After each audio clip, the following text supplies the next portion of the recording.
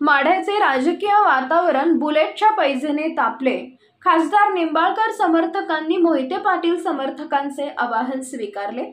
माढा लोकसभा मतदारसंघ पहिल्यापासूनच चर्चेत राहिलेला मतदारसंघ असून इथे भाजपचे विद्यमान खासदार रणजित निंबाळकर विरुद्ध राष्ट्रवादी शरद पवार गटाचे धैर्यशील मोहिते पाटील यांच्यात अतिशय चुरशीची लढत झाली।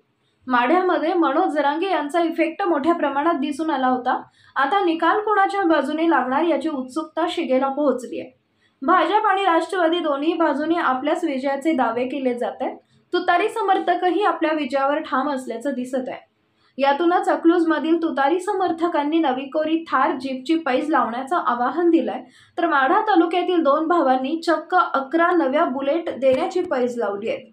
आता हे आवाहन भाजप समर्थक अनुप शहा यांनी स्वीकारले असून तुम्ही जेवढ्या बुलेटची पावती कराल तेवढ्या बुलेटची मी पावती करायला तयार असल्याचे आवाहन शहा यांनी पाटील बंधूंना दिलंय। यामुळे आता या सर्व प्रकरणात रंगत वाढणार असून निवडणुकीवर सट्टाबाजी करणं कायदेशीर गुन्हा असला तरी या राजकीय पैजेवरून राजकारण तापत जाणार आहे। यातूनच त्यांनी चक्क भाजपसह समर्थकांना 11 बुलेटच्या पैजेचे चॅलेंज दिलंय। हे चॅलेंज भाजपसह रणजितसिंह निंबाळकर यांच्या समर्थकांकडून अद्याप स्वीकारले नसून 11 बुलेटची किंमत 30 लाखांहून अधिक होते। माढा लोकसभा मतदारसंघात भाजप विरोधी वातावरण आणि शरद पवारांसह मोहिते पाटलांविषयी निर्माण झालेली सहानुभूती यामुळे माढ्यात मोहिते पाटील निवडून येतील असा विश्वास माढा तालुक्यातील बावी या गावच्या पाटील बंधूंना आहे।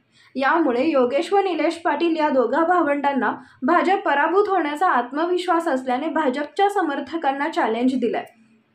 यासाठी कुणी भाजप समर्थक पुढे आल्यास पैज स्वीकारेल ते दोघेही बुलेटच्या शोरूममध्ये जाऊन बुकिंग करून पैसे भरायचे।